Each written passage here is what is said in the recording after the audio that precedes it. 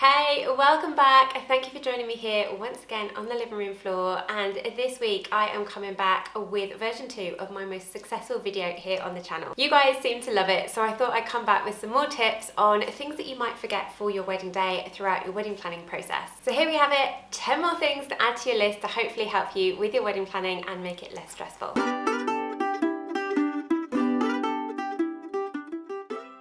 If we haven't met before, my name is Beth and I'm a professional wedding planner here in the UK, and this channel is my little wedding world where each week I get to bring you hints, tips, stories and secrets into the wedding industry to make sure that your wedding planning journey is just way less stressful. Okay, here it goes, another 10 things to add to your list on things that you might forget on your wedding day that I don't want you to miss out on. Number one, first thing I wanted to add today was about talking dress code with your guests, putting it on invitations or on the wedding website. So many people forget to mention what they want their guests to wear. Do you want it to be a formal affair? Do you want it relaxed? Do you want it floral dresses? Do you want it country style?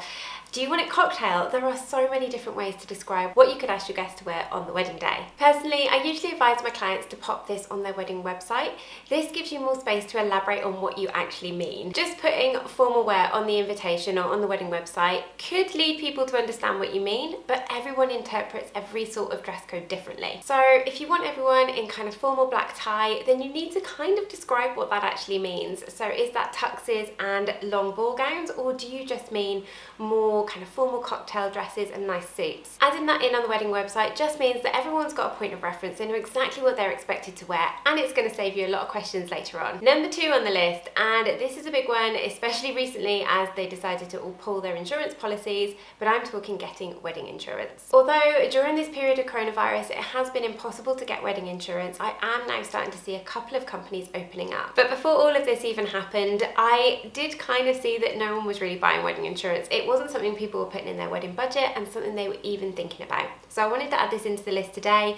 Now insurance companies are opening up, and hopefully this is going to continue and the larger companies are going to open up soon as well.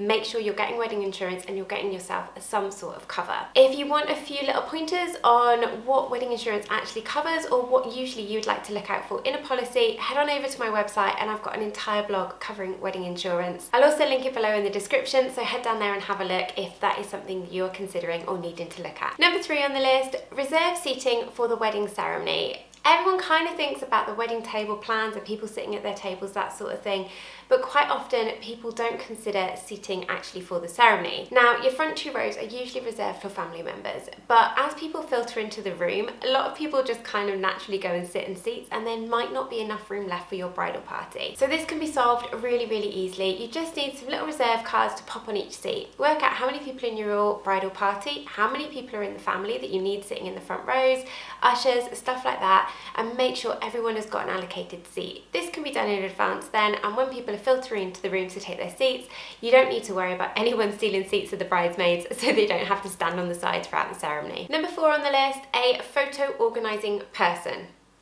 What does that mean? A photo organiser is someone during the family photos, during the group shots, during your kind of bridal party, separate photos, pictures with friends, I think you get me.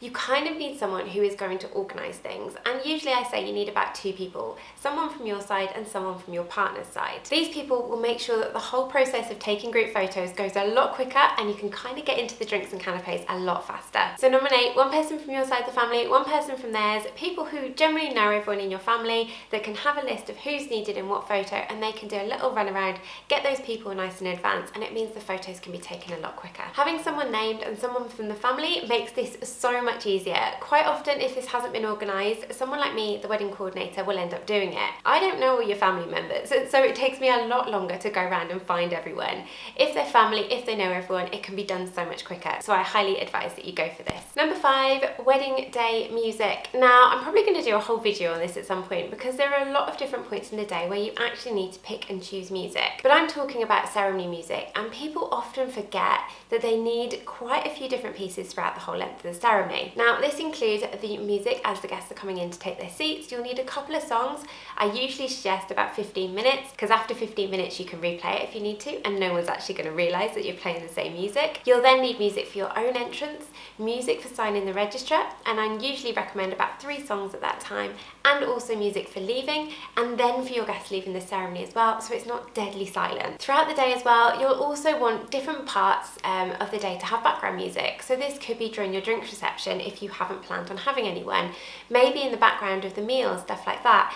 It is just nice to keep that ambience going. So think of this So start planning this with plenty of time, start writing down songs that you really love, putting together playlists, and then you'll have this already done for you and you don't need to worry about it closer to the time. Don't forget to give this video a thumbs up if you're enjoying everything so far, and subscribe to the channel to make sure you can come back to it in the future to remind yourself of all these points. I've got another 5 things to come, so we're not finished yet, but just wanted to make sure you were doing that and you didn't miss out on these later down the line in your planning and you've forgotten where to find this video. So let's move on. Number 6 on my list is all about extra details for your photographer. Now, they should have this conversation with you in advance, but if they don't, always make sure that you're bringing some details for them to take extra photos with on the day. Now, this could be little things that would go with a nice picture of your engagement ring and your wedding rings.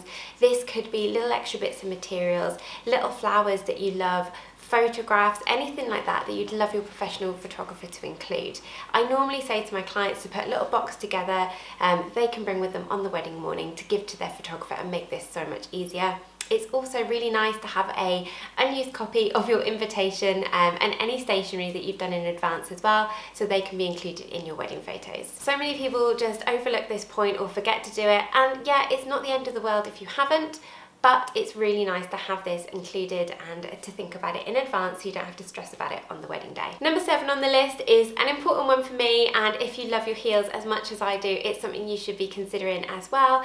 Getting hold of some heel protectors for the wedding day, which means you can go and walk in your heels so much easier if you're going for some nice pictures out on the grass and maybe it's going to be a little bit wet, or you've got really pointy stilettos that are just going to sink into the grass. This is also important if you've got an outdoor ceremony as well, because you'll want to make sure that you're not kind of sinking into the grass as you walk down the aisle. Heel protectors are an absolute lifesaver and so easy to get hold of. Number 8 then, and that kind of leads on from the whole soggy ground thing, is thinking about wet weather things to help on the day, and this includes umbrellas and also a pair of wellies on the wedding day too. Both of these items can make really great photos for the wedding day, so if you plan them in advance, you can have something that kind of works for your outfit and umbrellas that work with the colour of your wedding day. Getting one for everyone in your bridal party, either in fun colours or something more neutral, can make great photographs on the day.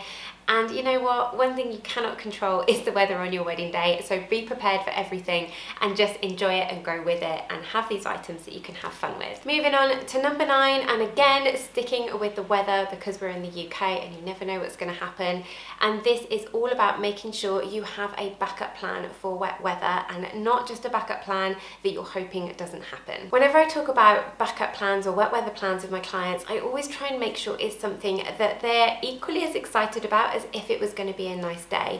There is nothing worse than your wet weather plan being shoved in a back room somewhere with no one being able to move, or maybe if your weather isn't so nice on the wedding day, you're going to have to squeeze into a small space to have all those lovely drinks and canapes that you've prepared and paid for. So whatever you decide to do, make sure that your backup plan is something that you're really happy with, something that's just not an afterthought. You've planned, you've thought about it, and you know exactly how it's going to work. So coming up to the wedding day, you're not going to have to stress or worry about it. It's just going to be whatever will be on the wedding day. Number 10 on this, and this is a plea from wedding coordinators around the country and also caterers as well. If you have a choice menu, so you've got a couple of different options for each meal, or you've got people with real specific allergies, make sure you are writing their options down either on an individual menu for each person or a little code on the back of their place cards. If your guests are given options, maybe they've had them on the invitation and then they've logged them on the wedding website when they've RSVP'd, you kind of presume, I suppose, that they would actually remember what they've chosen, but I can guarantee you, and I know this from experience, so many people forget what they've actually ordered on the wedding day